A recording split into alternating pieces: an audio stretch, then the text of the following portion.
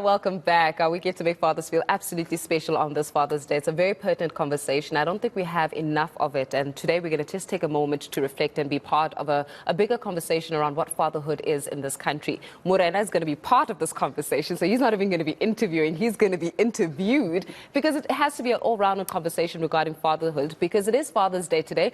And we're talking fundamentals of fatherhood. Just as there's different types of mothering, there are also different types of fathering. But how important is it for men to take up the dad role, to unpack the modern face of fatherhood and what exactly it looks like? We've got Zibuse Kunene from Dads in the Picture, Themba Masango from Not In My Name movement, and of course, highly acclaimed musician, proud father, Loyiso Bala, and Morena Mothupi, who's also in this conversation with us this morning. Gentlemen, thank you so much for availing yourselves for this conversation. I'm going to start off with my co-pilot before I go to all of you regarding just the fundamentals of fatherhood. And this is going to be obviously a conversation between all of us. I love to be a fly looking into it, but maybe Morena, we start off with you. I mean, I asked you the question around what do you think a father is, but how do you think, especially black men, right? Our history basically speaks to how even the foundations of fatherhood were not present because from the earlier onset, when, never mind with the institution of the Land Act, when many of the dads had to be moved from their homes and be sent to the city of Johannesburg to work in the mines,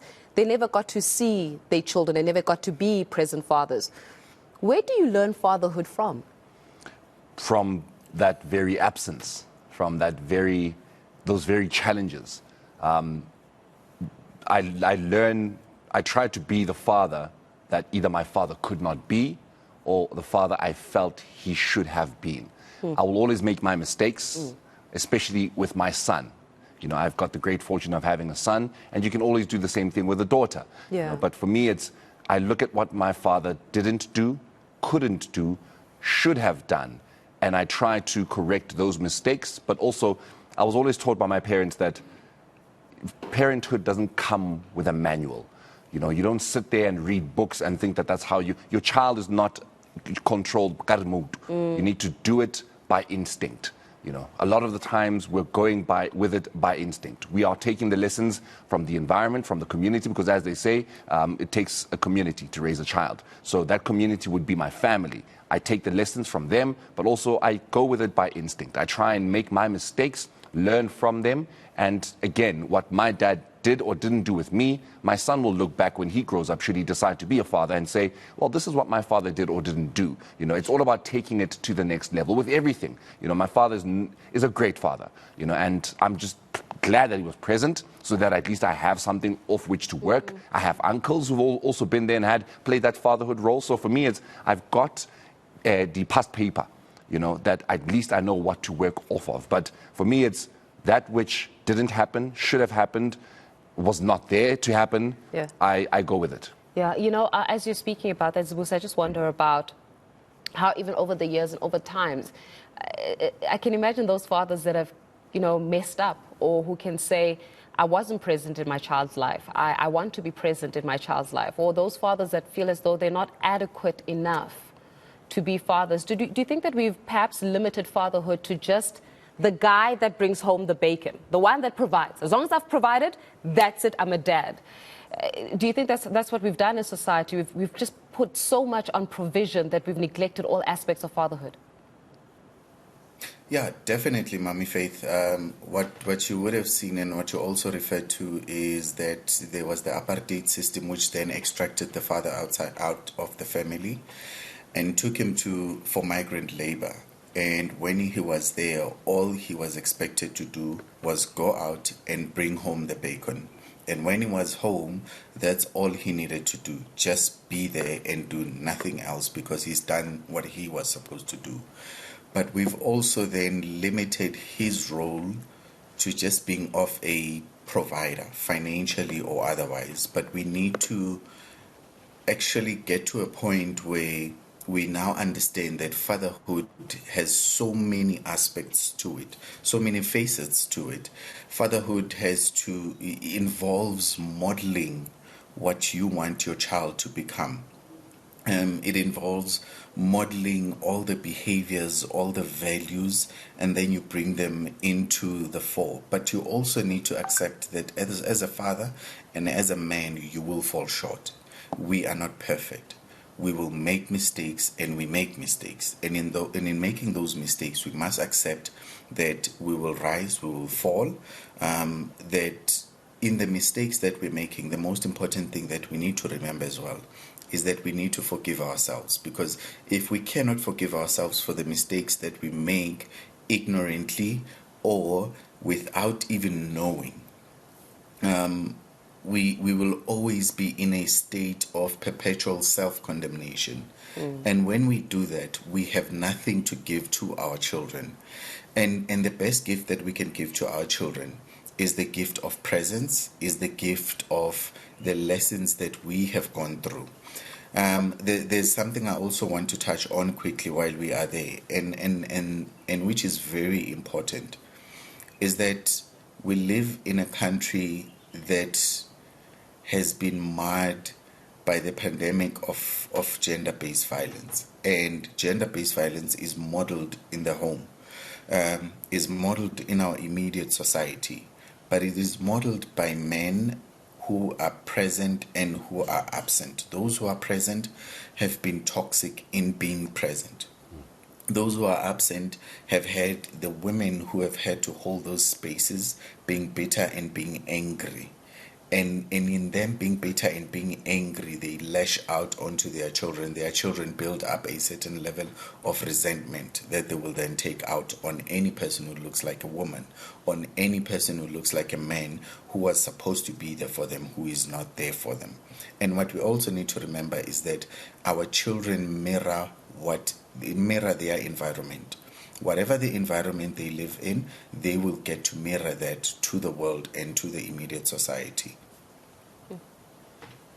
Themba, we're going to bring you now into this conversation. I mean, with some of the things, of course, that Zibuse has been saying, he speaks a lot about forgiving yourself as a father, understanding that you will not always get it right. And it could be a societal thing where, again, fathers are expected to always have the answers. Fathers are always expected to know how to fix the problem all the time. How important is it for fatherhood going forward that we know that sometimes it's okay to not have that answer? It's okay to not know. And it's okay we all sit there and together as parents, even with the child there once they've grown up, that we all try and find that answer. 100%. And good morning to you guys. And indeed, wisdom is not always knowing. Wisdom is also to be able to say that I don't know, and that I will find out, and take that responsibility to go out and actually do find out. And, we were sharing some stats with some people the other day that 70% of South African households are fatherless at the moment. And when you take that to black families, that stat skyrockets almost up to 80 to 89%. So a lot of families grow up without having any father figure, especially young boys who are growing up don't have the necessary people to look up to say that, this is my dad and so on. And that spills over into societal ills and so on. And on this Father's Day, we'd really want to urge and, encourage our fathers and our brothers that let's be intentional to try and actually turn the scourge around. Sure. So that we can be there for our children. Let us, do our best in making sure that we are not just bacon bringers, but we are there for their emotional upbringing. We are there for their spiritual guidance. We are there as fathers to actually nurture the next generation, to make them understand that we are there and to be present. I was saying to a brother yesterday that even if you don't have a cent in your pocket, but tomorrow being Father's Day, just go and visit your son or your daughter and try and spend time with them. And we've created a day, an opportunity for men today, especially those who might not have much, to come through to Not In My Name. We are having a Father's Day's luncheon, and bring your daughter, your son, whatever it may be, and let's spend the day together as fathers, and also be able to talk about issues that we go through as dads, especially in the socio-climate situation that we are currently living in as a country, where a lot of men are currently jobless and are really struggling when it comes to the financial side of things, where mental health issues are also going to be discussed. Because as you said, Morena, that we don't have the answers and we make a lot of mistakes. And sometimes it's because we are not necessarily healthy. So we want to create a space where we'll be able to talk together as men and be able to say that, look, what you're going through, I've probably gone through before, or, you know, the situation that you are facing, there's somebody else that knows it. And if we can be there for each other as dads, so that we can be able to help our future generation. And, you know, we'll be talking about things like access today. A lot of guys get a lot of depression on days like Father's Day because they don't necessarily have access to their children because of, you know, obvious reasons. Abanye babashawuli in terms of culture. Others are very far. They are up here in Gauteng. Children are down at the rural homes and so on. And a lot of guys go through a lot of, you know, depression at this time. And so that's why we've created a day today in Pretoria where we're going to just be together with all the dads and all the guys. And if you're there with your child, even better. Just have a situation where you are at home, you are at family, and you've got people who you can speak to who are experts on certain issues. And hopefully we'll be able to then to know better. Loyiso, it's scary numbers that Themba's putting forward about the absenteeism where fatherhood is concerned. And it's not a phenomenon unique only to South Africa. We see this all around the world. But, you know, bringing it back home, do you think we'll ever deal with this scourge, this issue, you know, of houses that are without fathers? You know, I mean, there are children out there. Somebody is making them, you know, and as they say, it takes two to tango. But there are no fathers in those households. Do you think it's something that we will ever be able to deal with?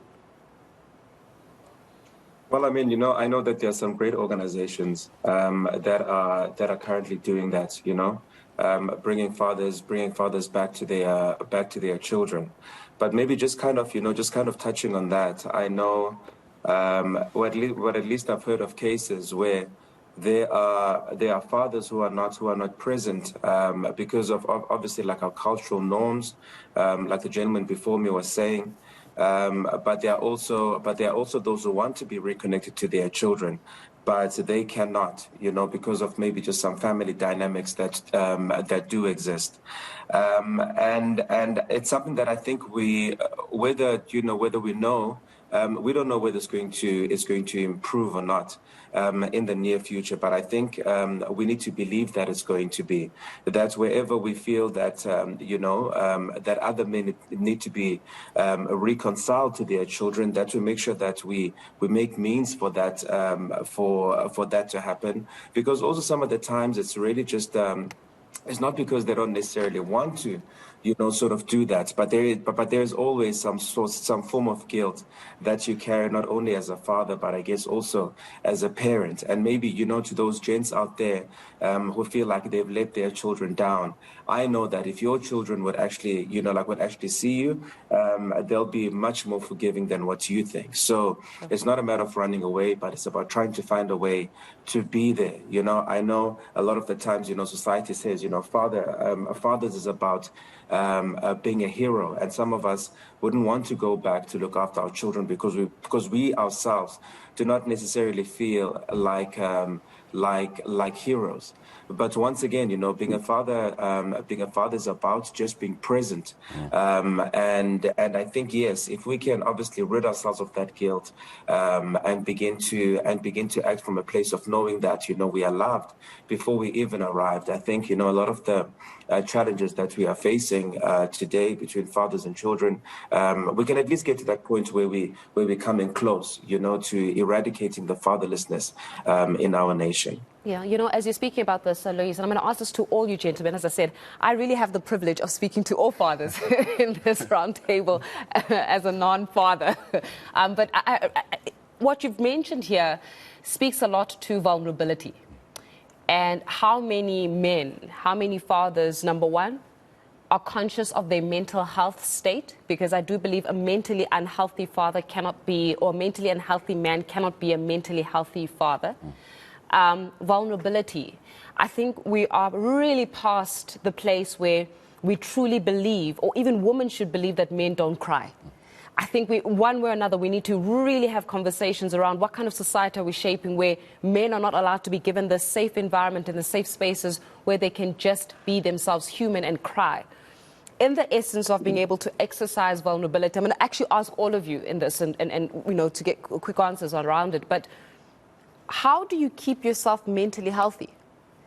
A mentally unhealthy man cannot be a mentally healthy father. Yeah. I remind myself that, at least for me, I remind myself that I am allowed to be weak, that I am allowed to not have the answers, that I am allowed to cry, that I am allowed to feel like, as much as I'm grateful for having my 2 children, it does get tough.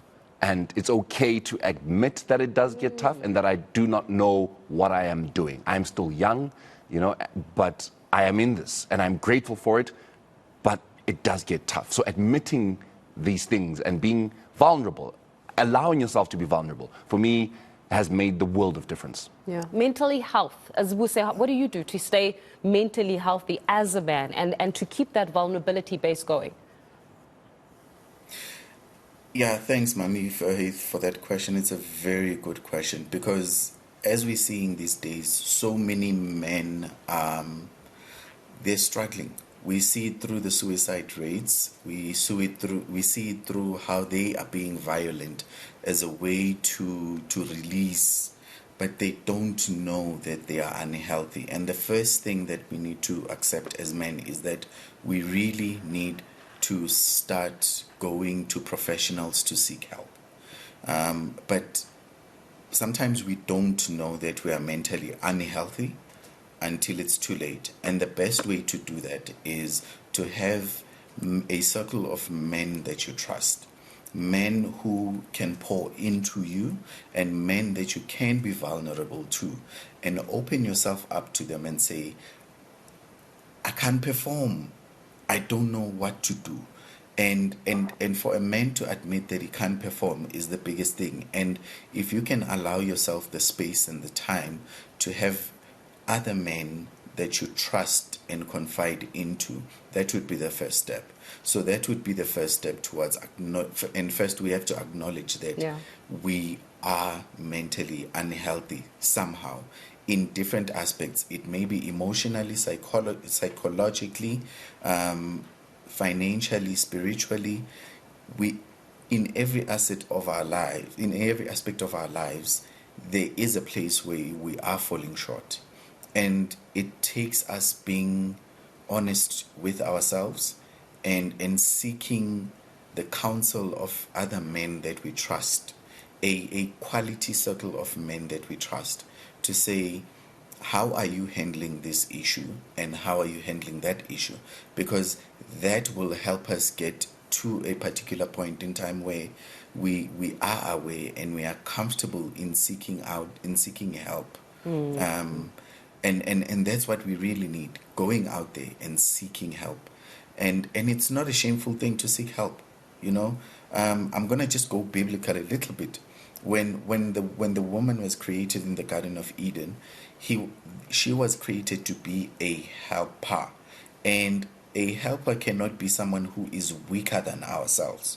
A helper is either of equal strength or of greater strength than ourselves. So we need to understand and appreciate that wherever we go and we seek help, we are seeking help where that person or those people have gone and kind of worked on themselves in those parts. Sure. Yeah, Themba, for you, how do you keep yourself mentally healthy? I think it's really about being open and doing your best to communicate, your feelings. As my brother said, get a group of people who you do trust, and also let's in the street we say keep it real as possible, without making it too intellectual and too clever and so on. Iba nabantu abaziyo, khuluma lento ezingaphakathi kwakho. And you 9 out of 10 times you'll understand that you're not a freak of nature. You actually, what you are going through is what other people are going through. And to understand that you can't give what you don't have. So you've got to always do your best to know that I don't know much. I may not be as clever as everybody else. Therefore, I'm going to have brothers and sisters around me who can assist me with whatever I'm going through. And the biggest thing with us men, as you probably know, is probably our egos and our prides. We don't want people to know that, hey, I'm going through this. These are the thoughts that I have. These are the situations I go through. But I want to say, Bafwetu, let's overcome that. As Kulumeni, let us engage one another. Singasabi ngoba lento esidlula kuzo sonke sidlula kuzo. And you'll find that your problems are much lesser than actually somebody else that you are talking to. And so let's communicate, let's talk, let's be open as possible, and let us help one another. At the end of the day, we need to have an attitude that says, I am my brother's keeper. In that way, we're going to have a better generation. Loyiso, how do you stay mentally healthy, and how do you keep that vulnerability conscious? Well, I think that's what it is exactly. You know, you need to be okay with being vulnerable, and even being like that when you are at home. It's perfectly okay that, you know, if you're watching a movie and something brings a tear to your eyes, it's okay to cry in front of your children. I've admired men in my life, you know, father figures that have been there, who've been more vulnerable than trying to be, than those who've tried to be the hero of the day. And I guess being vulnerable, it lets you let out some of those emotions. Obviously, you're not looking at your children or your family to be dealing with your insecurities, but I think it just kind of shows them that, you know, that there is a certain human, you know, that there is a human side to you, because a lot of the times when men do run away from their families is because they do not want their families to see them in their weakest moments. And then also find friends, find mentors, find other fathers that you can talk to, so that, you know, can give you the kind of advice and the support that you need. Don't be scared to go to to be helped professionally. Make sure that you knock on those doors and that you open them, because all you really want to be is to be a great father to your children. And I say the word children, you know, as if it's biological children, but some of us are fathers not only to our biological children, but also to other people out there that we feel responsible for. So I think really it's as simple as seek help. This doesn't happen just to you, but it happens to all of us. There comes a time when you're going to need, you know, external support, and don't be scared to do that. And then also be open about it as well to your family or to those that you are responsible for. Zibuse, we're going to leave the last word with you. Of course, we are running out of time. It has been an incredible conversation, but we're going to leave this last word with you. And I want to ask, the responsibility lies a lot with men, with fathers, to ensure that they're in a better place to be fathers, better fathers. But what role can women play? What role can the mothers play? Yeah. Because we're not doing this life thing by ourselves, especially where parenthood is concerned. We're not doing it by ourselves. What role can they play? And we need to also remember that it's not their responsibility. We need to take the lead, and then they can then pick up from what we are doing. But they too have a role. And what role is that?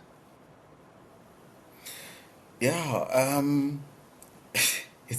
that's a very great question, and I love it, and I'm honored that you gave it to me. Look, women have played a very pivotal role in men's lives, and they continue to do so, and they will always continue to do so. But the one that they can play in helping fathers become better fathers is by understanding that firstly, fathers are human beings, and that next, fathers are imperfect. They will make mistakes, and they do make mistakes. And in making those mistakes, it's not the kind of mistakes that they need to bash men or fathers for. It's the kind of mistakes that women need to understand that they cannot always be bringing that into men's faces at every opportunity where the man fails. But it is a constant process of supporting. It is a constant process of trying to understand, asking men, how can I help you? Where do you want me to help you? And just giving him the space to be himself and watch him do what he does. And also understand that dads and moms do not parent the same. We parent differently and the styles are differently, but the styles are complementary to each other. And so children need both parents in their lives. And in needing both parents in their lives, both parents need to be supportive to each other. Similarly, dads owe themselves the responsibility of saying when they are not okay, I am not okay, but I don't know exactly how I can tell you or break it down to you. So allow me the space to figure it out. Once I'm ready, I'll come and I'll tell you what's going on. If I've figured this thing out, I'll come back to you. And then the women need to learn to give them the space, because when you give a man the space to figure himself out, he will come back. I don't mean in terms of leaving the physical place itself, but just giving him the emotional and mental space for him to just figure the issues out and then present them to you. And then you work out the solution together. But dare not bash the man or the father in the presence of the child, or bash the father to the child, because most mothers do that. When Papa how is useless, men are deadbeat fathers, men this, that needs to stop. And on this Father's Day, let us stop this thing of saying Happy Father's Day to the mother who played a fatherly role. Yes, they played a fatherly role, but that's the role that they had to play with the cards that they were dealt with. They have their own day to celebrate it. On this day, let us celebrate the fathers who was there, who have been there. Let us celebrate the men who try their best to be there. And I'd also like to put out a challenge to all the celebrities, to all the politicians. Lead from the front when it comes to this issue of fatherhood, and model positive fatherhood. The things that we see, we don't see enough of them, but I'm encouraged that there are a lot of men that I see these days who are coming out and they are taking responsibility and they are being present in the lives of their children. And thanks to the women who always hold space and who always give them the platform and allow them to be fathers. So Happy Father's Day to all the dads who have failed, who are trying, those who are present, and those who were present and did their best with the resources that they had. Thank you to you guys for this platform, for us to speak on this Father's Day. We don't have enough of these conversations. Thank you. Thank you so much, Zibuse. Oh my gosh, I feel like calling my dad on air, going, Happy Father's Day. I really adore it. It is such a Zibuse Kunene from Dads in the Picture, Themba Masango from Not in My Name, a movement, musician Loyiso Bala, Morena Mothupi, ENCA anchor and sports presenter as